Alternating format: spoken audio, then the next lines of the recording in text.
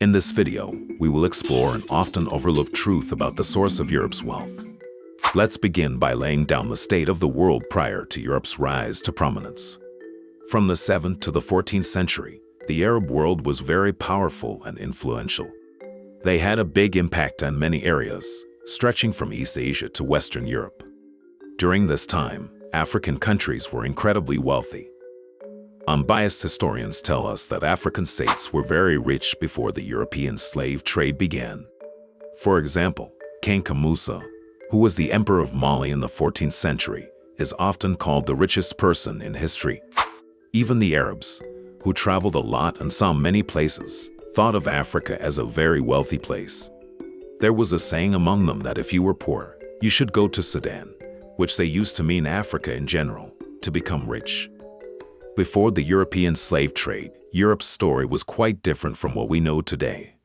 It was likely one of the poorest and most isolated places in the world.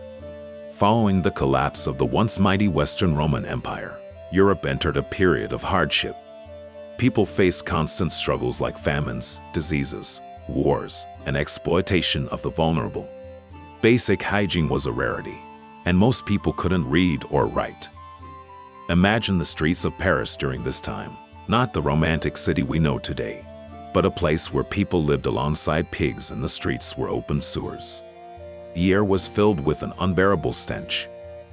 The most significant civilization in Europe then was not from Europe itself, but the Moorish civilization in Spain and Portugal.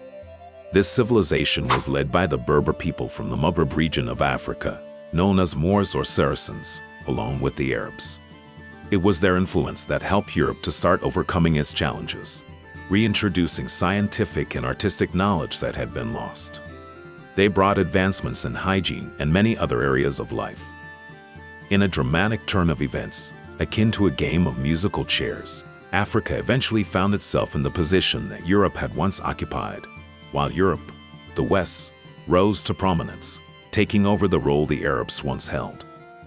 In his book The European Slave Trade, Truth and Lies, African-Caribbean historian Yusir Kalala Amatand, also known as Jean-Philippe, focuses on France and England to explain how Europe's economy boomed because of the enslavement of Africans. This boom happened in several areas. 1. Arms industry.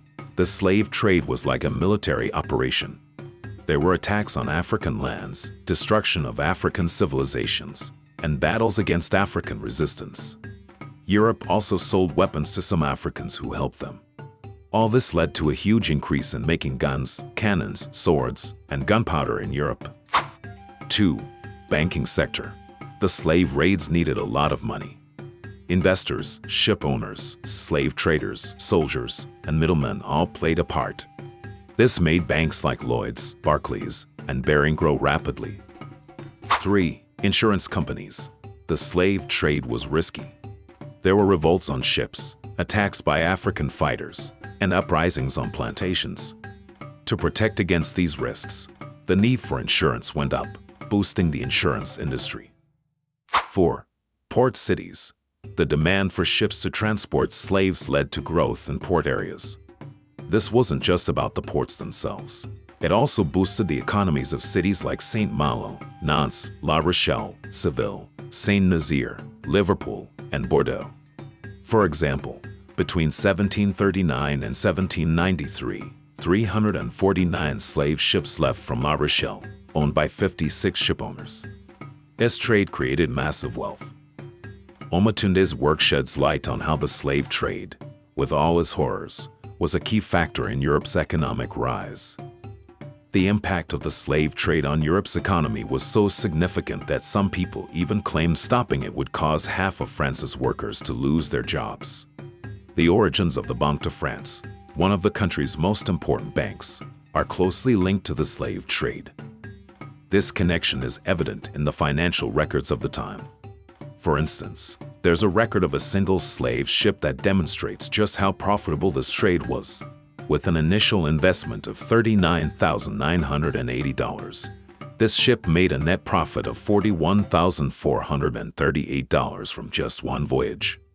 These figures highlight the stark reality of how deeply the slave trade was intertwined with Europe's economic growth. The money generated from the slave trade laid the foundations of modern capitalism. It's now understood that the profits from this inhumane trade were a key financial driver behind the Western Industrial Revolution. Shockingly, many governors and directors of the Bank of England were directly involved in the enslavement of Africans. Further emphasizing this dark history, the U.S. National Legal Policy Center has put forth a staggering calculation. The total hours of forced labor by enslaved Africans in the United States alone amount to an equivalent value of $97 trillion. Wall Street, the heart of American finance, grew on the back of this trade. Major banks, such as Lehman Brothers, J.P. Morgan, and Rothschild, owe a significant part of their prosperity to the exploitation and suffering of African people. This revelation uncovers the deep and troubling roots of some of the world's most influential financial institutions. The European Renaissance, a time of great cultural, artistic, and scientific awakening, stands on two significant pillars. The first is the intellectual pillar, rooted in the reintroduction of sciences and arts by Africans and Arabs from the Moorish civilization. Their contributions reignited Europe's passion for knowledge and innovation.